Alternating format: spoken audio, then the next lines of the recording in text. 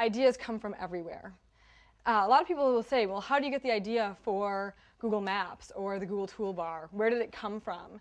And the answer is, in an environment like Google, ever since the company was small, even till now when it's really large, we expect everyone to have ideas. You know, our engineers come up with ideas, some things come top down, some ideas come from our users. And it's interesting because when you look at the myriad of different products Google's released, we actually have examples of almost all of the above.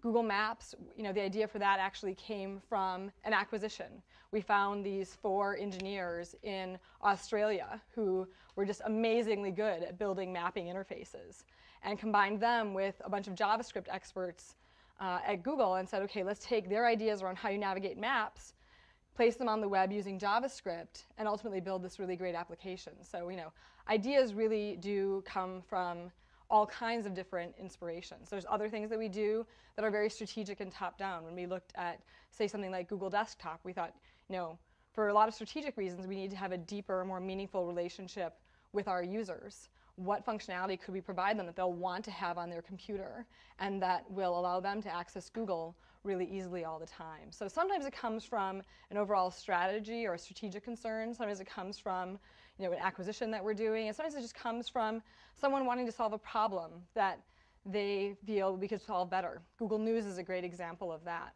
There was an engineer named Krishna Bharat, and he was a news junkie. And after September 11th, he found himself really consumed with reading news. And he found he had the same pattern every day. He would go and visit his favorite 15 news sites, and he would try and find, you know, the same story about anthrax all throughout, you know, the different stories to get all the different perspectives and get the maximum amount of information.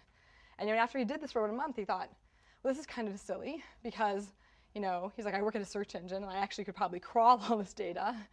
And I could also, you know, he's actually an expert in artificial intelligence, and he thought, you know, I could cluster things. So he built this little script that crawled his favorite 15 news sites, gathered up all the news, and then clustered it. So it would actually group the stories he wanted to read together.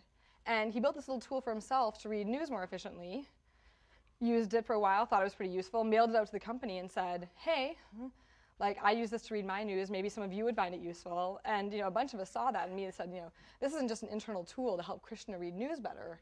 This is something that could help a lot of people read news better, and we should, you know, take it up to the next level so it's not just a plain white page with lots of blue links, but actually looks more like a news experience and make it available to our users. So there's a myriad of different places that ideas come from, and what you really want to do is set up a system where people can feel like they can contribute to those ideas, and that the best ideas rise to the top in sort of a Darwinistic way, by proof of concept, a powerful prototype, by demonstrating that it's going to fill a really important user need, so on and so forth.